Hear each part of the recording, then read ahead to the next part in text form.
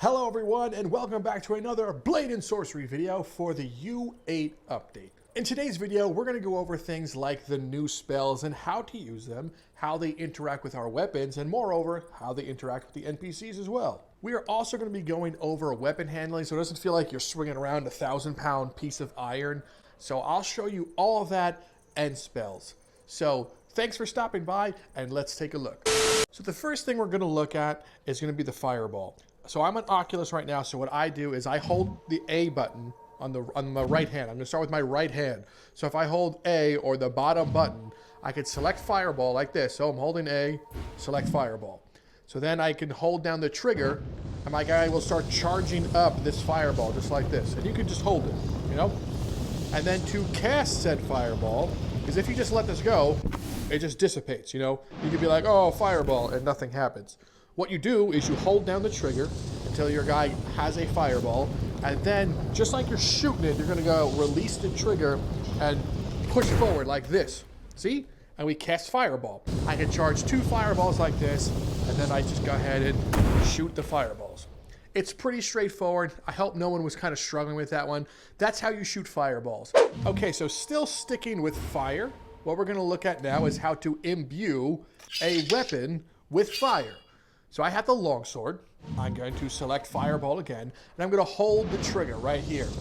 And then I'm going to press it on the blade, just like this, and you'll see the blade turning nice orangey hot. So now I have a flame blade, but you might be asking, what does that do? Well, let's take a look. Let's spawn an NPC so I can show you. I've seen a lot of people complain because it has armor now, and the swords kind of, you know, you can't like, when you poke them, you know, it just kind of like bounces off this armor, right?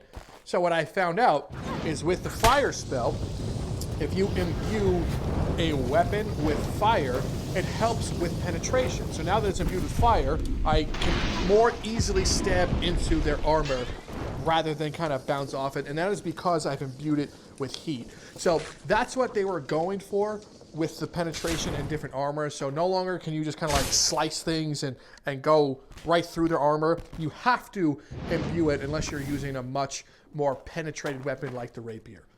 I hope that makes sense.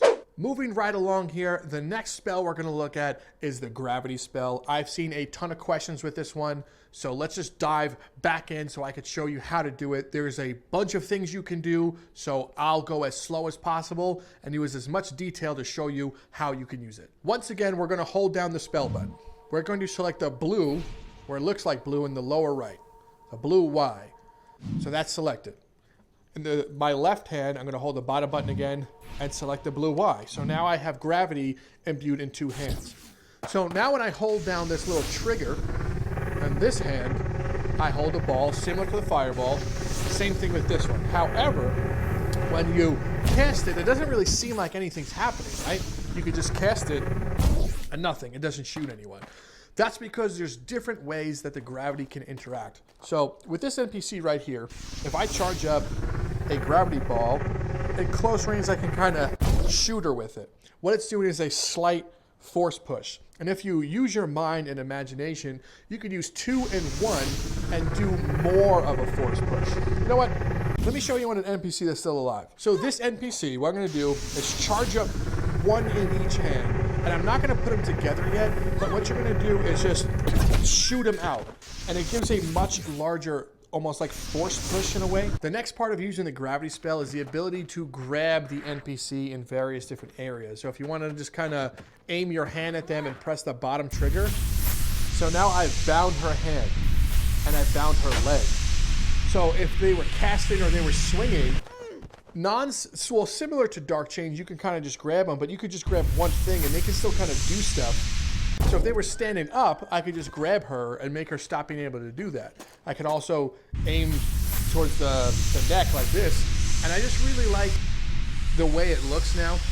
I can levitate her up in the air, and I can use the use item or spell button to push away. Or if I use the top grip one, I can call the NPC back to me like this. And it makes you able to grab onto them. The next part of the gravity spell is using the gravity bomb. So what you're going to do is in each hand, you're going to charge up the spell, but you're going to do it closer together. So you're going to start to see it change colors.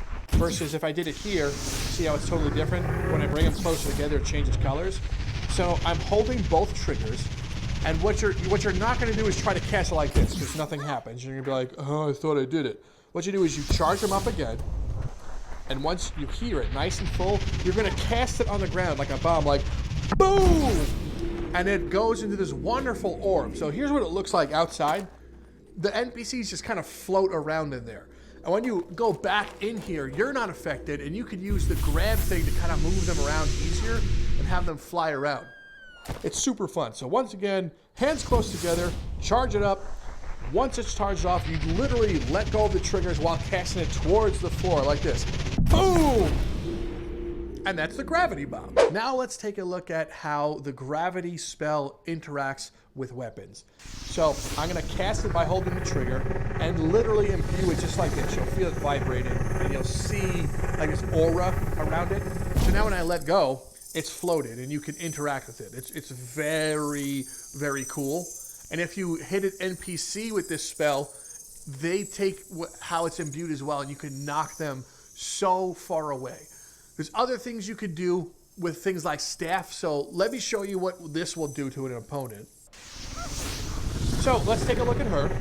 I'm going to imbue this again so it's nice and ready. And then I'm going to start whacking her. Boom! Bam! So she'll float away now because I passed what was imbued directly into her. Now let's take a look at staves. Staves have a different type of attribute when you imbue them. You can do more magical stuff, and I think that's what we were waiting for with a lot of these mods. So first thing is I'm going to stay with the gravity orb. I'm going to work my way back to fire just so we don't get lost here. So I'm going to imbue this just like this. You'll see this staff changes colors to this imbue. So what you can do now it's imbued, you can actually take this staff and slam it on the ground. Look, it creates this amazing shockwave, and you could do some cool Gandalf stuff. If you wanted to smack this into the ground a different way, you can do that. If you want to be like Gandalf and charge it up again so it's nice and full, and you take the bottom piece of it and go boom right into the ground. Staying on the subject of staffs before we continue, let me show you how fire interacts with this. So I'm going back to my spell wheel, selecting fire. So let's make sure this is nice and imbued just like this. And what you're going to do is in your right hand, press the magic button on your right hand that you have equipped in and press and thrust forward at the same time. So fireball, fireball, fireball.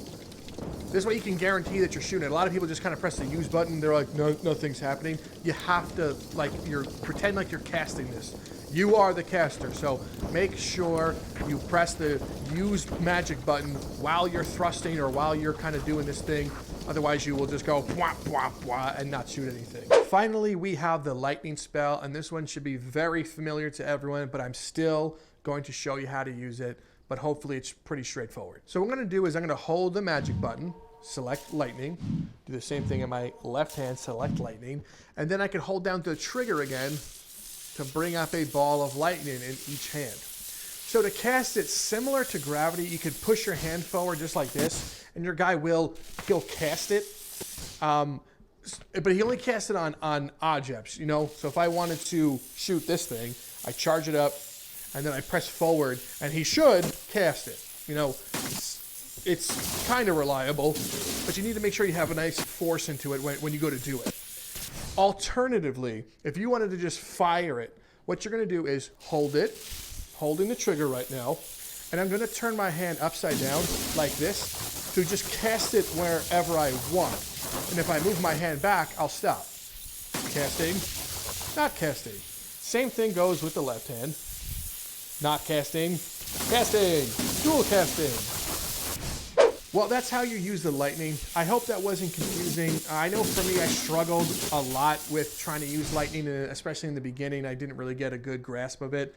So the last thing I want to show everyone is weapon handling, because I know that has been up for debate. People are saying, well, I just bounce off their armor. I can't really swing that well. And I think it comes down to your play style and how you want it. So let me show you my settings for weapon handling, and maybe you'll like it. Let's take a look. So to get into weapon handling, you need to go to the book. So in order to go to the book, on the left hand, I'm on Oculus. It should be the same in other setups. You press the top button. For me, I think it's the B button. I press the B button, and it opens this fancy book in front of me, right? So I have the door, the settings, all these question marks, and a bunch of different inputs, right? So what you need to do is, I'm calling it the monkey head, is select the monkey head. There's something called handling. So let's select handling. So this is what I have set right now. There's rotation, there is soft, which is default, and there's rigid. I set mine to rigid because I found also when I use two hands and I try to cut from my opposite side, the weapon is weird because I think that's what happens with soft, but using rigid, it kind of fixes that. So what I did is I increased the values from 1 on position spring to 2. I set down the dampener because I believe that's what happens when you're trying to hit. It makes you, like these dampeners makes you weaker depending on where you are. Because if it's the position, if I'm down here and I'm trying to swing up, it's trying to give me like negative numbers, if that makes sense. Same thing with the rotation dampener. So if I was here and I wanted to kind of do one of these moves, you know, if it was damp, it would be like nice and slow. But because I have that set lower, I can do it quicker. So see how like, this is a long sword and I'm operating it with one hand almost as if it is a, you know, one of those short swords. And same thing goes with rotation ones. So that's my setup for handling. I find it's more fun. Yes, some people may say you're swinging around a piece of plastic, but you literally are swinging around a piece of plastic in real life. So in game, it feels weird to me. So now, you know, I can feel like I'm a cool guy. So even in slow-mo, I can move this around. I'm in slow motion right now. And with one hand, I can still do these cool attacks. All right, here's an NPC drawing my sword. I'm gonna go into slow motion so I can show you that it's much more easier to fight with this dampener. See how easy I decapitated that NPC? And that's because of the dampeners and the better rotation and the spring multiplier. Well, everyone, that's all I had for you today. I wanted to create a kind of concise video that went over spells and weapon handling because I know there's a ton of questions with U8 and I'm doing my best, hopefully, to try to explain how everything works and showcases it. I wanted to thank you for stopping by, and thanks to everyone that's new to the channel and whatnot, and thanks for subbing and commenting. It really means a lot, and you know, I know I'm doing the obligatory YouTube explanation, but I just wanted to say thank you. If you have any questions or feel like I missed anything in this kind of tutorial, let me know down below. We can help everyone out. So I just want to say thank you. I'm Rob with Downloadable Content, and I will see you in the next video. Have a great day.